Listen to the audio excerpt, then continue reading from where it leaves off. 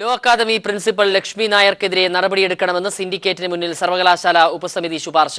5 വർഷത്തേക്ക് ഡീബാർ ചെയ്യണമെന്നാണ് ശുപാർശ. അതേസമയം ലോ അക്കാദമിയുടെ അഫിലിയേഷൻ സംബന്ധിച്ച രേഖകൾ സർവകലാശാലയിൽ ഇല്ലെന്ന് വൈസ് ചാൻസലർ പറഞ്ഞു. ഉപസമിതിയുടെ റിപ്പോർട്ടിൽ ലോ അക്കാദമിക്കെതിരെ ഗുരുതര കണ്ടെത്തലുകളാണ് ഉള്ളത്. ലേഡീസ് ഹോസ്റ്റലിലടക്കം CCTV ക്യാമറകൾ സ്ഥാപിച്ചത് സ്വകാര്യതയിലേക്കുള്ള കടന്നുകയറ്റമാണ്.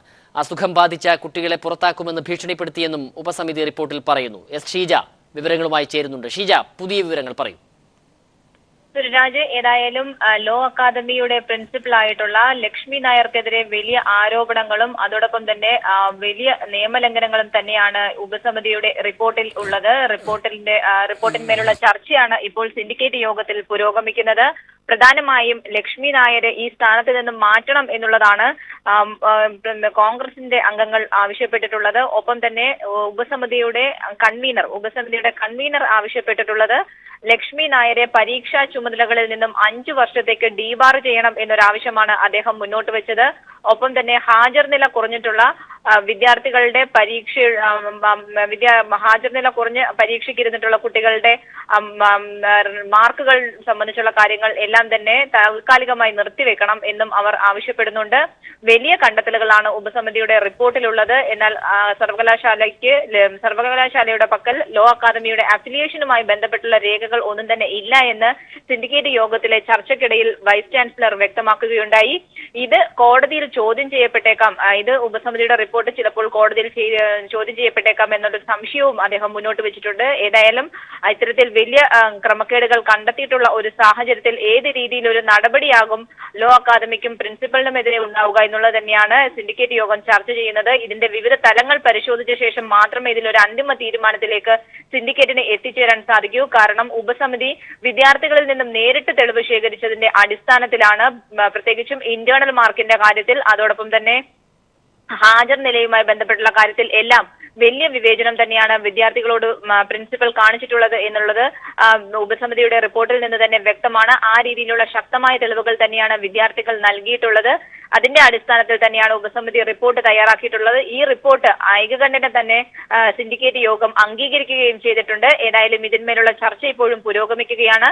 എന്ത് നടപടി സ്വീകരിക്കണം എന്നത് സംബന്ധിച്ചുള്ള ഒരു ചർച്ചയാണ് ഇപ്പോൾ പുരോഗമിക്കുന്നത്. സുരരാജ്, ഷീജ, ഇവിടെ ഇക്കാര്യത്തിൽ ഏത് വിധത്തിലുള്ള നടപടികൾ വേണമെന്ന ഒരു പ്രാഥമികമായ ശുപാർശ ഉപസമിതിയുടെ ഭാഗത്തു നിന്ന് ഉണ്ടായിട്ടുണ്ടല്ലോ. ഡീബാർ 5 വർഷത്തേക്ക് പ്രിൻസിപ്പാലിനെ ഡീബാർ ചെയ്യുന്നത് ഉൾപ്പെടെയുള്ള ആവശ്യങ്ങൾ ശുപാർശയായി സിൻഡിക്കേറ്റിന് മുന്നിൽ ഉപസമിതി വെക്കുകയും ചെയ്യുന്നു. ഈ ഒരു സാഹചര്യത്തിൽ ഉപസമിതിയുടെ ശുപാർശകൾ അതേപോലെ തന്നെ നടപ്പിലാക്കാനുള്ള ഒരു തീരുമാനമായി കൊണ്ടുവരാനുള്ള നിലയിലേക്ക് സിൻഡിക്കേറ്റ് പോകാനുള്ള ഒരു സാധ്യതയുണ്ടോ? അതിൽ ഏത് രീതിയിൽ നടപടി സ്വീകരിക്കും എന്നത് സംബന്ധിച്ച് അല്പസമയത്തിനകം തന്നെ തീരുമാനം ഉണ്ടാകും എന്നാണ് നമുക്ക് മനസ്സിലാക്കാൻ സാധിക്കുന്നത്. ഏതായാലും ഈ വിഷയത്തിൽ ലക്ഷ്മി നായരെ പരീക്ഷാ ചുമതലകളിൽ നിന്നും ഡീബാർ ചെയ്യണം എന്നൊരാവശ്യം തന്നെയാണ് പ്രധാനമായും ഉപസമിതി മുന്നോട്ട് വയ്ക്കുന്നത്. ഈ ഒരു ആവശ്യം അംഗീകരിക്കാനുള്ള സാധ്യതകൾ തന്നെയാണ്. കാരണം ആ രീതിയിൽ കാര്യങ്ങൾ ചെയ്താൽ അതിന്റെ നിയമവശങ്ങൾ അതേതെങ്കിലും രീതിയിൽ ചോദ്യം ചെയ്യപ്പെടാൻ സാധ്യതയുണ്ടോ, അതെല്ലാം പരിശോധിച്ച ശേഷം മാത്രമേ സിൻഡിക്കേറ്റിന് ആ വിഷയത്തിൽ ഒരു അന്തിമ തീരുമാനം കൈക്കൊള്ളാൻ സാധിക്കുകയുള്ളൂ. ഏതായാലും നടപടികൾ ഉണ്ടാകും എന്നുള്ളതിൽ സംശയമില്ല. കാരണം അത്രത്തോളം ഗുരുതരം തന്നെയാണ് ലോ അക്കാദമിയുമായി ബന്ധപ്പെട്ടും ലോ അക്കാദമിയുടെ പ്രിൻസിപ്പലുമായി ബന്ധപ്പെട്ടും ഉപസമിതി നടത്തിയുള്ള പരിശോധനയുടെ കണ്ടെത്തലുകൾ. സുരരാജ്, ഇക്കാര്യത്തിൽ നിയമപരമായി നിലനിൽക്കാവുന്ന വിധത്തിലുള്ള എന്തെങ്കിലും നടപടികളിലേക്കായിരിക്കുമോ അങ്ങനെയാണെങ്കിൽ സിൻഡിക്കേറ്റ് പോവുക? ഷീജ, ടെലിഫോൺ ബന്ധം വിച്ഛേദിക്കപ്പെട്ടിരിക്കുന്നു. ലോ അക്കാദമിയുമായി ബന്ധപ്പെട്ടുള്ള പ്രശ്നത്തിൽ ഉപസമിതി തയ്യാറാക്കിയ റിപ്പോർട്ട് സിൻഡിക്കേറ്റിന് സമർപ്പിച്ചു. ആ റിപ്പോർട്ടിന്മേലുള്ള ചർച്ച ഇപ്പോൾ പുരോഗമിച്ചുകൊണ്ടിരിക്കുകയാണ്. ലോ അക്കാദമി പ്രശ്നത്തിൽ ഗവർണർ ഇടപെടണമെന്ന് പ്രതിപക്ഷ നേതാവ് രമേശ് ചെന്നിത്തല. ഇക്കാര്യം ചൂണ്ടിക്കാട്ടി ഗവർണർക്ക് കത്ത് നൽകുമെന്നും ചെന്നിത്തല തിരുവനന്തപുരത്ത് പറഞ്ഞു. ഈ ലോ അക്കാദമി വിഷയത്തിൽ ഗവൺമെന്റ് ഇടപെടാൻ വൈകുന്ന സാഹചര്യത്തിൽ ചാൻസലർ കൂടിയായ ഗവർണർ അടിയന്തരമായി ഇടപെടണം. ഇത്രയും ദിവസക്കാലം വിദ്യാർത്ഥി സമരം ശക്തമായി മുന്നോട്ട് പോകുമ്പോഴും ഇതിനൊരു പരിഹാരമുണ്ടാകാത്തത് ഖേദകരമാണ്. ഗവൺമെൻറ് ഇടപെടാത്ത സാഹചര്യത്തിൽ ചാൻസലർ ഇടപെട്ട് ഈ പ്രശ്നം രമ്യമായി പരിഹരിക്കാനുള്ള നടപടികൾ സ്വീകരിക്കണമെന്ന് ഞാൻ അഭ്യർത്ഥിക്കുകയാണ്. പോരാട്ടച്ചൂടിൽ ഉത്തരേന്ത്യ. പഞ്ചാബിൽ തെരഞ്ഞെടുപ്പ് പ്രചാരണം അന്തിമഘട്ടത്തിൽ. മുഖ്യമന്ത്രി സ്ഥാനാർത്ഥിയായി ക്യാപ്റ്റൻ അമരീന്ദർ സിംഗിനെ കോൺഗ്രസ് പ്രഖ്യാപിച്ചതോടെ BJP ശിരോമണി അകാലിദൾ സഖ്യവും അഴിമതി ആരോപണങ്ങളുമായി രംഗത്ത്. തെരഞ്ഞെടുപ്പിന്റെ പരസ്യ പ്രചാരണം തീരാൻ ഇനി 5 ദിവസം മാത്രം ബാക്കി.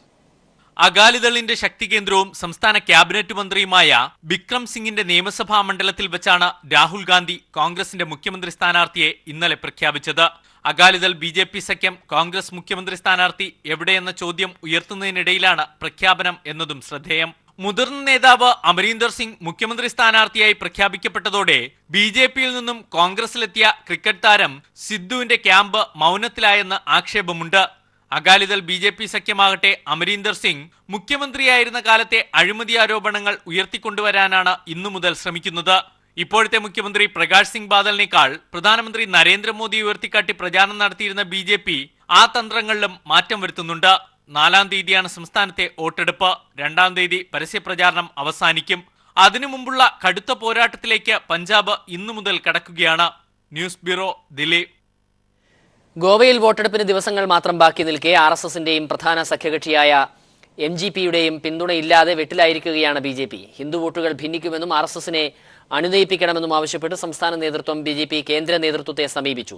അതേസമയം 3 രൂപയ്ക്ക് ഗോതമ്പ്, 2 രൂപയ്ക്ക് അരി, 5 ലിറ്റർ സൗജന്യ പെട്രോൾ തുടങ്ങിയ വാഗ്ദാനങ്ങളുമായി കോൺഗ്രസ് പ്രകടന പത്രിക പുറത്തിറക്കി. അധികാരത്തിലെത്തിയാൽ കാസിനോകൾ പൂട്ടിക്കുമെന്നും കോൺഗ്രസ് പ്രഖ്യാപിച്ചു. തെരഞ്ഞെടുപ്പ് പ്രചാരണം അവസാനിക്കാൻ ഗോവയിൽ 5 ദിവസം മാത്രം ബാക്കി നിൽക്കെ വിജയപ്രതീക്ഷയിലാണ് കോൺഗ്രസും ആം ആദ്മിയും. എന്നാൽ മറാത്തിവാദികളായ ഗോമന്തക് പാർട്ടി പിന്തുണ പിൻവലിച്ചതും RSSന്റെയും പ്രധാന കക്ഷിയായ MGPയുടെ പിന്തുണയില്ലാത്തതും BJPയെ വെട്ടിലാക്കിയിരിക്കുകയാണ്. അഴിമതി പാർട്ടി എന്ന പേരുദോഷത്തിൽ കഴിഞ്ഞ തവണ ഒറ്റ അക്കത്തിൽ ഒതുങ്ങിപ്പോയ കോൺഗ്രസ് ഇത്തവണ യുവാക്കളെ മുൻനിർത്തിയാണ് മത്സരിക്കുന്നത്. പ്രതാപ് സിംഗ് റാണ ഉൾപ്പെടെ 5 മുൻ മുഖ്യമന്ത്രിമാരും മത്സരരംഗത്തുണ്ട്.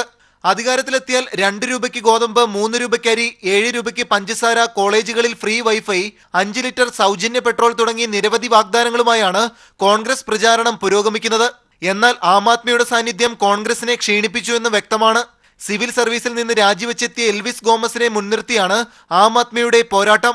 മുഖ്യമന്ത്രി ലക്ഷ്മികാന്ത് പർസേക്കറെ ഉയർത്തിക്കാട്ടുന്നുവെങ്കിലും കേന്ദ്രമന്ത്രിയും മുൻ ഗോവ മുഖ്യമന്ത്രിയുമായ മനോഹർലാൽ പരീക്കറെ മുൻനിർത്തിയാണ് BJPയുടെ പ്രചാരണം. RSS നേതാവ് സുഭാഷ് വെല്ലങ്കർ രൂപീകരിച്ച ഗോവ സുരക്ഷക് മഞ്ച് BJPക്കെതിരെ രംഗത്തെത്തിക്കഴിഞ്ഞു. ശിവസേന കൂടി കാവ്യ സഖ്യത്തിൽ ഭാഗമാകുന്നതോടെ ഹിന്ദു വോട്ടുകൾ ഭിന്നിക്കുമെന്ന ആശങ്കയിലാണ് BJP കേന്ദ്ര നേതൃത്വം. ക്യാമറാമാൻ ശൈലേഷ് കല്ലായിക്കൊപ്പം Manushankaran, Delhi. 2017 pulse polio immunisation നാളെയും ഏപ്രിൽ 2-നുമായി നടത്തുമെന്ന് ആരോഗ്യമന്ത്രി KK ശൈലജ. 5 വയസ്സിന് താഴെയുള്ള 27 ലക്ഷത്തോളം കുട്ടികൾക്കാണ് ബൂത്ത് തലത്തിൽ സജ്ജീകരിക്കുന്ന കേന്ദ്രങ്ങളിലൂടെ പോളിയോ നൽകുന്നത്. പോളിയോ നൽകുന്ന 2 ദിവസങ്ങൾക്ക് പുറമെ ഈ മാസം 30-നും 31-നും വീടാന്തരം കയറി പോളിയോ എടുക്കാനുള്ള സംവിധാനവും ഒരുക്കുന്നുണ്ട്. സഞ്ജയ് ലീല ബൻസാലിക്കെതിരായ സംഘപരിവാർ ആക്രമണത്തിൽ വ്യാപക പ്രതിഷേധം. ബൻസാലിക്ക് പിന്തുണയുമായി ബോളിവുഡ് താരങ്ങളും രംഗത്തെത്തി. ബൻസാലിയുടെ പുതിയ ചിത്രമായ പത്മാവതിയിൽ അലാവുദ്ദീൻ ഖിൽജിയും രജപുത്ര രാജ്ഞിയും തമ്മിലുള്ള പ്രണയരംഗം ജോധ്പൂരിൽ ചിത്രീകരിക്കുന്നതിനിടെയാണ് ബൻസാലിക്ക് സംഘപരിവാർ മർദ്ദനമേറ്റത്. പുതിയ ചിത്രമായ പത്മാവതിയുടെ ഷൂട്ടിംഗ് നടക്കുന്ന രാജസ്ഥാനിലെ ജയ്ഗാവ് കോട്ടയിലാണ് സഞ്ജയ് ലീല ബൻസാലിക്ക് ക്രൂരമായ ആക്രമണം നേരിടേണ്ടി വന്നത്. രജപുത് കർണി സേനയുടെ പ്രവർത്തകരാണ് ബൻസാലിയെ ആക്രമിച്ചത്. പ്രകടനമായി എത്തിയ പ്രവർത്തകർ ബൻസാലിയെ വളഞ്ഞിട്ട് മർദ്ദിക്കുന്നത് ദൃശ്യങ്ങളിൽ കാണാം.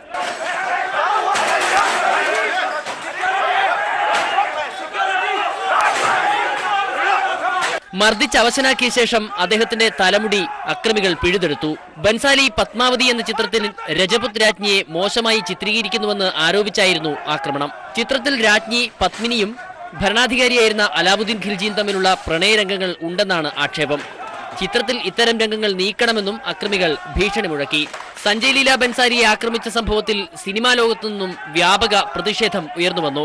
സിനിമാ താരങ്ങളായ ഋതിക് റോഷൻ, ആലിയ ഭട്ട്, കരൺ ജോഹർ, അനുരാഗ് കശ്യപ് തുടങ്ങിയവർ ഉറച്ച പിന്തുണയുമായി ട്വിറ്ററിൽ രംഗത്തെത്തി. ഒരിക്കലും സംഭവിക്കാൻ പാടില്ലാത്ത കാര്യമാണെന്നാണ് ഋതിക് റോഷൻ ട്വിറ്ററിൽ കുറിച്ചത്. സിനിമാ ലോകം ഒന്നടങ്കം ഇത്തരം ആക്രമണങ്ങൾക്കെതിരെ പ്രതികരിക്കണമെന്നും താരങ്ങൾ ആവശ്യപ്പെട്ടു. National desk. KPCC വിശാല നിർവാഹക സമിതി യോഗത്തിൽ ഉമ്മൻചാണ്ടിയെ പരോക്ഷമായി വിമർശിച്ച AK ആന്റണി. പാർട്ടിയില്ലെങ്കിൽ ആരുമില്ലെന്ന ആന്റണിയുടെ മുന്നറിയിപ്പ്. രാത്രി RSSും പകൽ കോൺഗ്രസുമാകുന്ന നേതാക്കൾ പാർട്ടിക്ക് വേണ്ടെന്നും ആന്റണി തുറന്നടിച്ചു. ഏറെക്കാലത്തിന് ശേഷം യോഗത്തിൽ ഉമ്മൻചാണ്ടി പങ്കെടുക്കുന്നുണ്ട്. വിവരങ്ങളുമായി MR സജേഷ് ചേരുന്നു. സജേഷ്, പറയൂ.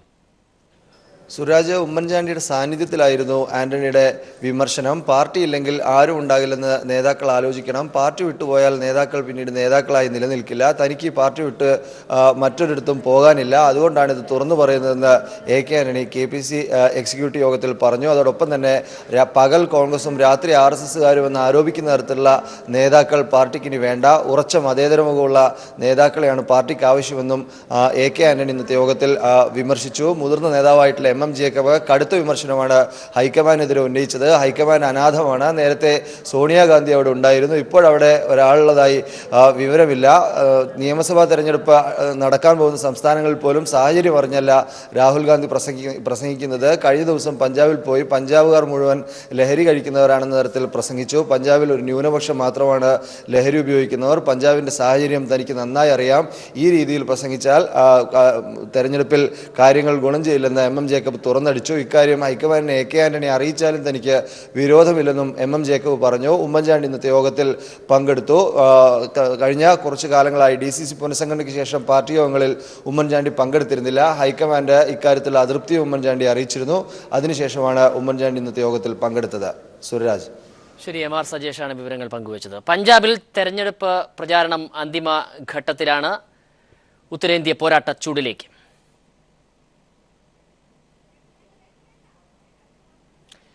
DYFI അഖിലേന്ത്യാ സമ്മേളന നഗരിയിൽ തെളിയിക്കാനുള്ള ദീപശിഖ കൂത്തുപറമ്പ് രക്തസാക്ഷി കുടീരത്തിൽ നിന്നും പ്രയാണം ആരംഭിച്ചു. DYFI അഖിലേന്ത്യാ വൈസ് പ്രസിഡന്റ് പ്രീതി ശേഖർ, PP റജീന എന്നിവർ നയിക്കുന്ന ദീപശിഖ പ്രയാണം 1 കൊച്ചിയിലെത്തിച്ചേരും.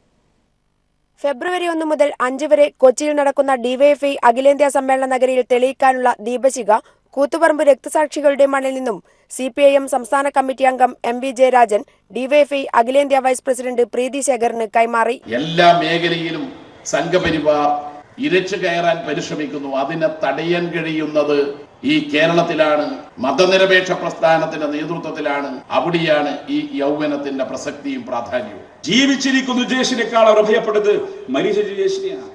അതുകൊണ്ടാണ് ജിജേഷിന്റെ രക്തസാക്ഷി സ്തൂപത്തിൽ കൊണ്ടുവന്ന് മലമൂത്ര വിസർജനം നടത്തിയത്. ഇതേത് സംസ്കാരം? ഇതാണോ ഹിന്ദുത്വ സംസ്കാരം? കൂത്തുപറമ്പ് വെടിവെപ്പിലെ ജീവിക്കുന്ന രക്തസാക്ഷി മേനപ്രത്തെ പുഷ്പൻ വേദിയിലെത്തിയതും ആവേശമായി.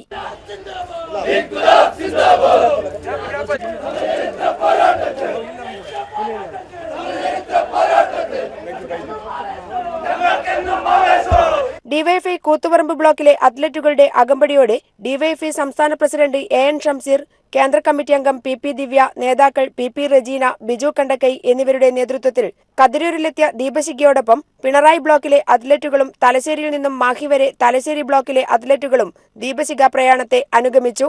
രക്തസാക്ഷികളുടെ നാട്ടിൽ നിന്നും കൈമാറിയ ദീപശിഖ 1 കൊച്ചിയിലെ DYFI അഖിലേന്ത്യാ സമ്മേളന നഗരിയിൽ തെളിയിക്കും. News bureau, Kannur.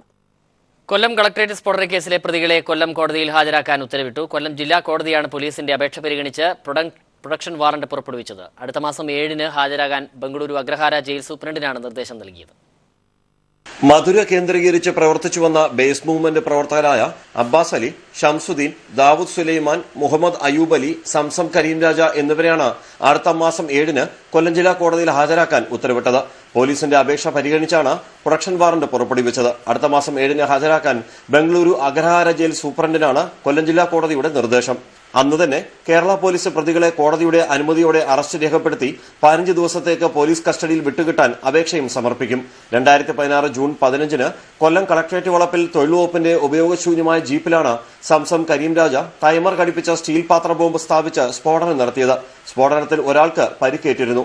കോടതികളിൽ നിന്ന് നീതി ലഭിക്കുന്നില്ലെന്ന് ആരോപിച്ച് തെക്കേന്ത്യയിലെ കോടതികൾ ലക്ഷ്യമിട്ടാണ് സ്ഫോടനം ആസൂത്രണം ചെയ്തതെന്ന് പ്രതികൾ മൈസൂരു സ്ഫോടന കേസിൽ NIAക്ക് മൊഴി നൽകിയിരുന്നു. മലപ്പുറം കോടതി വളപ്പിൽ സ്ഫോടനം നടത്തിയ പ്രതികൾ തങ്ങൾ അൽഖ്വയ്ദയെ ആരാധിക്കുന്ന ബേസ് മൂവ്മെന്റ് പ്രവർത്തകരാണെന്ന് അവകാശപ്പെടുന്ന രേഖകൾ ഉൾപ്പെടുന്ന പെൻഡ്രൈവ് സ്ഫോടനം നടത്തിയ സ്ഥലത്ത് തന്നെ ഉപേക്ഷിച്ചിരുന്നു. അതേസമയം കൊല്ലത്ത് പ്രതികളെ എത്തിക്കുന്നതിന് മുന്നോടിയായി സുരക്ഷാ ക്രമീകരണങ്ങൾ സംബന്ധിച്ച് വിലയിരുത്താൻ കൊല്ലം സിറ്റി പോലീസ് കമ്മീഷണർ സതീഷ് ബിനിയുടെ നേതൃത്വത്തിൽ പ്രത്യേക യോഗം ചേർന്നു.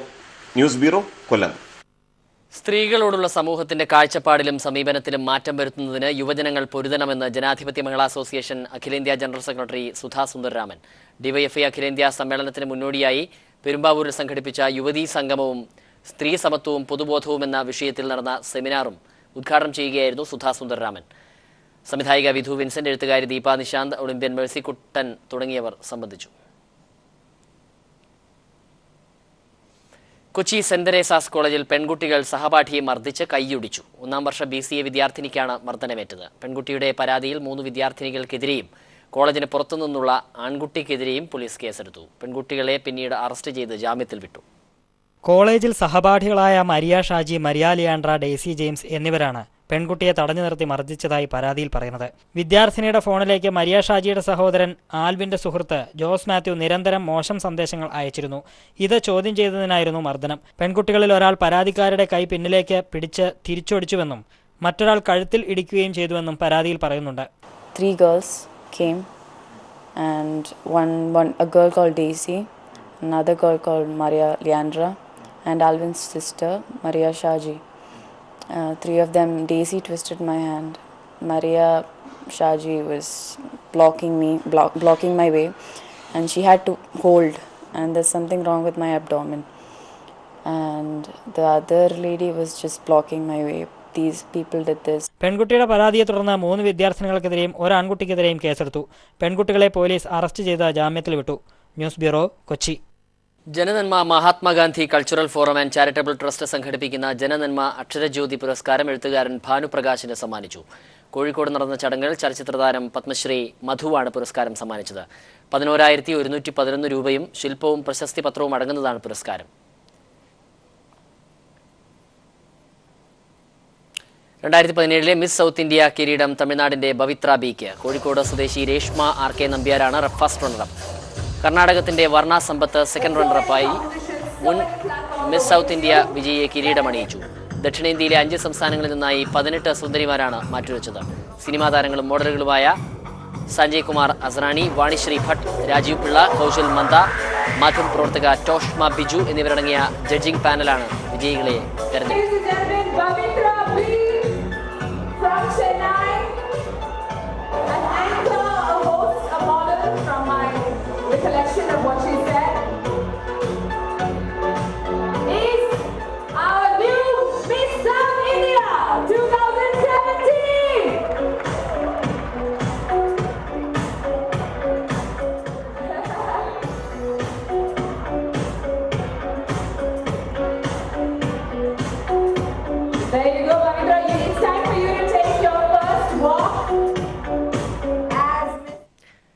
ഭരണഘടന സംരക്ഷിക്കേണ്ടവരുടെ ഭാഗത്തു നിന്നും യുക്തിരഹിതമായ പ്രചാരണങ്ങൾ നടക്കുന്ന കാലഘട്ടത്തിലൂടെയാണ് രാജ്യം കടന്നുപോകുന്നതെന്ന് മുഖ്യമന്ത്രി പിണറായി വിജയൻ. സമൂഹത്തിൽ അന്ധവിശ്വാസവും അനാചാരവും മടക്കിക്കൊണ്ടുവരാൻ ശ്രമം നടക്കുന്നു. ഇതിനെതിരെ ശാസ്ത്രജ്ഞർ രംഗത്തു വരണമെന്നും മുഖ്യമന്ത്രി പറഞ്ഞു. 29ാമത് കേരള സയൻസ് കോൺഗ്രസ് തിരുവല്ലയിൽ ഉദ്ഘാടനം ചെയ്യുകയായിരുന്നു മുഖ്യമന്ത്രി.